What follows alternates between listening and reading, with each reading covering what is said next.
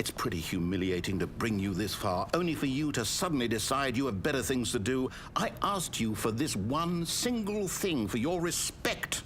The kind of respect Stanley shows for his choices. He knows what it means to take a story seriously.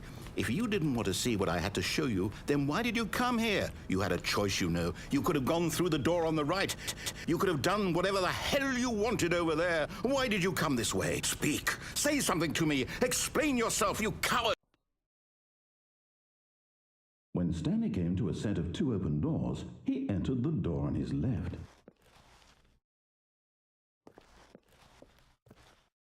Stanley? Hello? Is everything okay? Stanley, please. I need you to make a choice. I need you to walk through the door. Are you listening to me? Can you hear me? Is everything all right? Stanley, this is important. The story needs you. It needs you to make a decision. It cannot exist without you. Do you understand me? Whatever choice you make is just fine. They're both correct. You cannot be wrong here. We can work together. I'll accept whatever you do. I simply need you to take that step forward, please. Choose. Do something. Anything. This is more important than you can ever know. I need this. The story needs it. So, you hear me? Are you there? Are you listening to this? Stanley, are you there? Okay. It's okay, I can wait. You need time to decide. Time to make sure your choice is correct. That is the best choice. That's all right. I'll wait for you to decide what's the right thing to do. Take as much time as you need.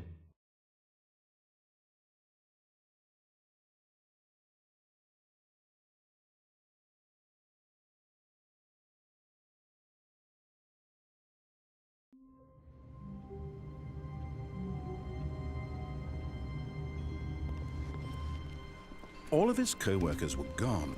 What could it mean? Stanley decided to go to the meeting room. Perhaps he had simply missed a memo.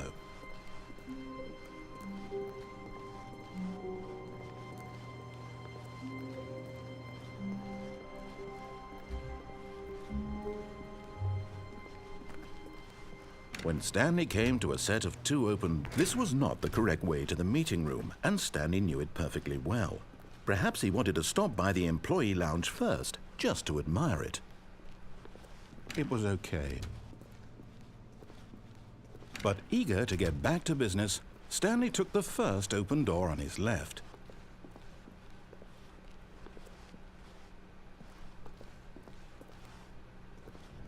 Stanley was so bad at following directions, it's incredible he wasn't fired years ago.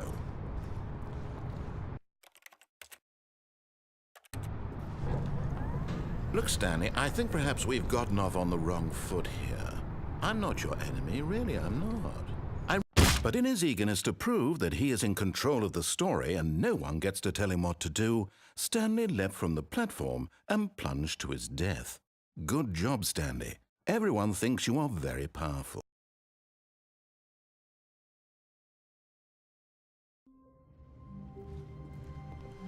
Stanley had never seen the office this brightly lit.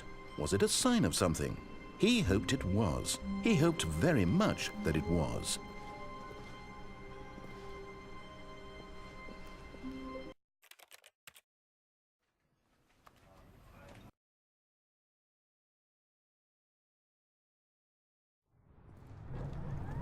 Look, Stanley, I think perhaps we've gotten off on the wrong foot here.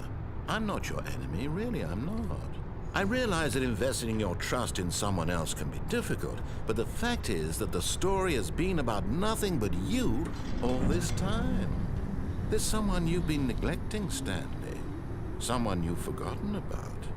Please, stop trying to make every decision by yourself. Now, I'm not asking for me, I'm asking for her. This is it, Stanley. Your chance to redeem yourself, to put your work aside, to let her back into your life. She's been waiting.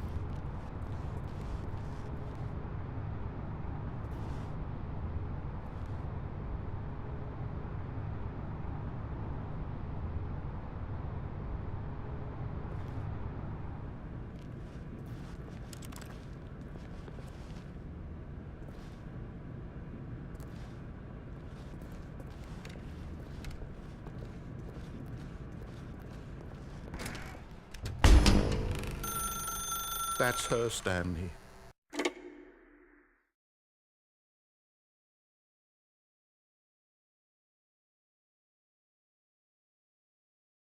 Oh, Stanley, is that you?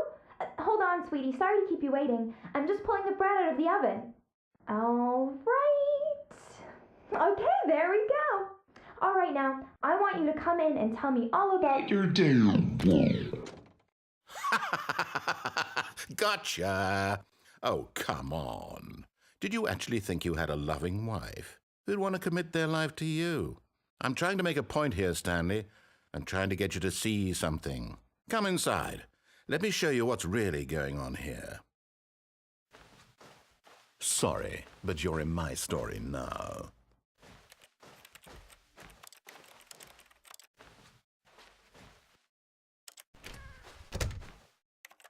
This is a very sad story about the death of a man named Stanley.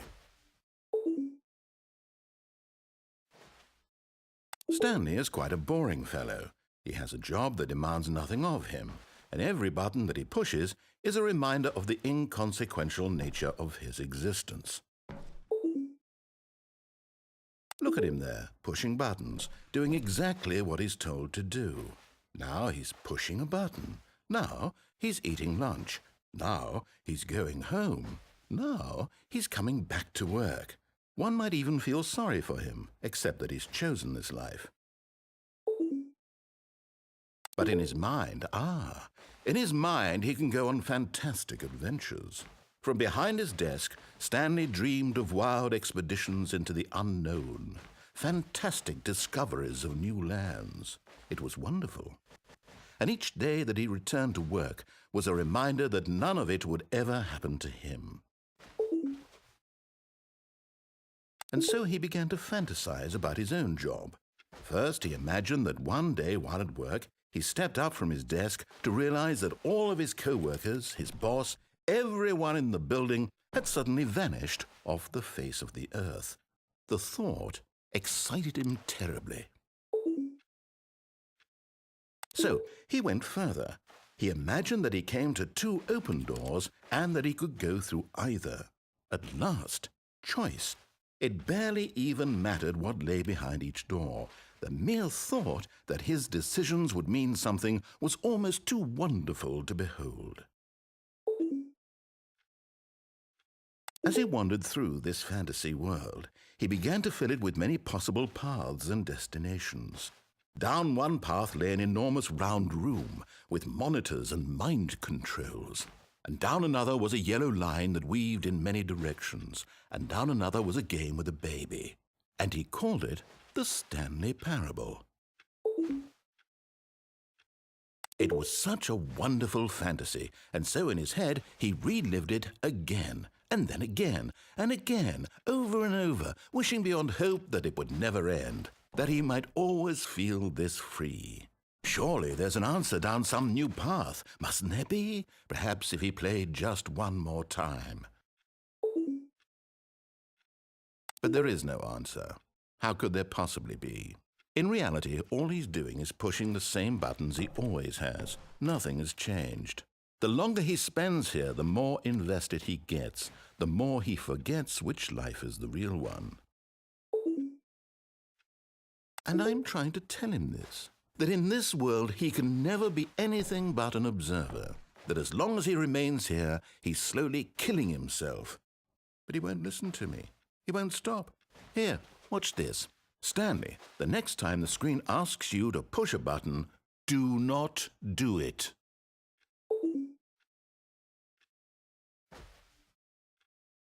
You see?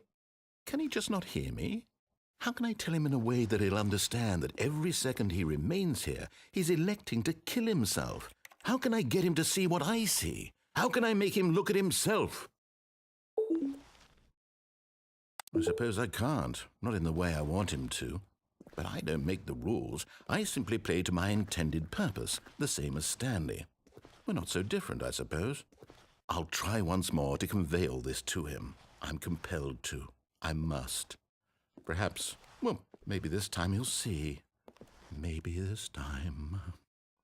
And I tried again, and Stanley pushed a button. And I tried again, and Stanley pushed a button. And I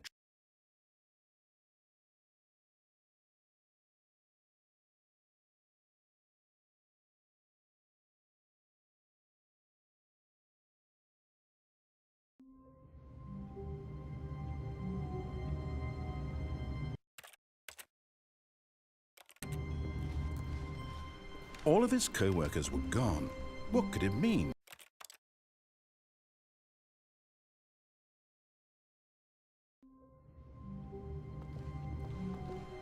Just a step through this door, Stanley thought to himself, that's all I need.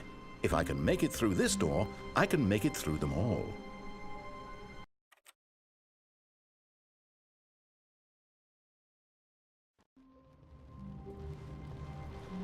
Already this was uncomfortable, and Stanley decided that as soon as he found a new space he felt safe in, that he would never leave it again in his life.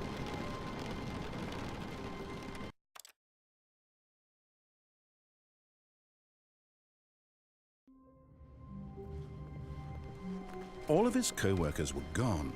What could it mean? Stanley decided to go to the meeting room. Perhaps he had simply missed.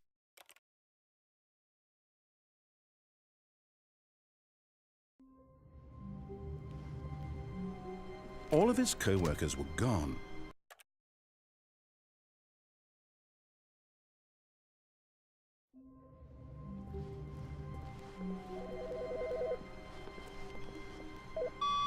Hello. This is a recorded message scheduled either by you or a person in your place of work. The purpose of this message is to warn you about the dangers of recorded messages. If at any time you believe you are listening to a recorded message, please terminate it immediately and cease all flow of information from the recorded message into your perceptual sphere. Thank you, and have a pleasant day.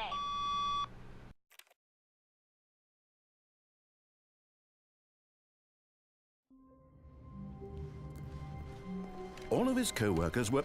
Wait, no.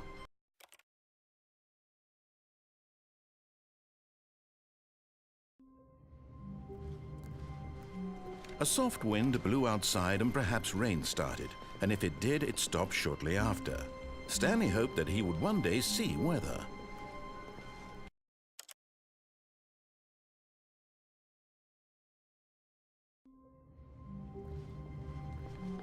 Just a step through this door, Stanley thought to himself, that's all I need.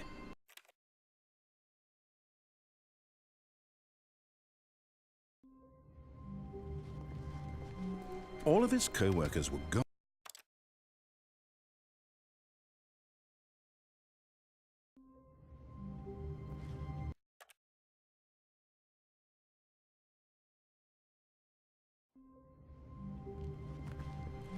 Already this was uncomfortable, and Stanley decided that as soon as he found a new space he felt safe in, that he would never leave it again in his life.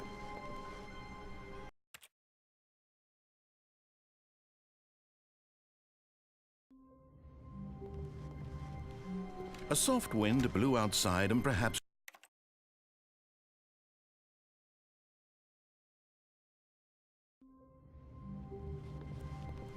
All of his co-workers were...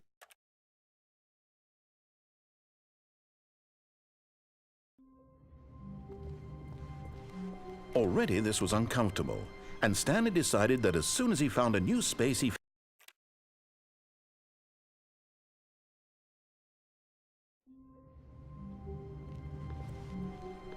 Someone was following Stanley. He was sure of it. If he checked over his shoulder now, he would surely catch them. It was only a matter of time.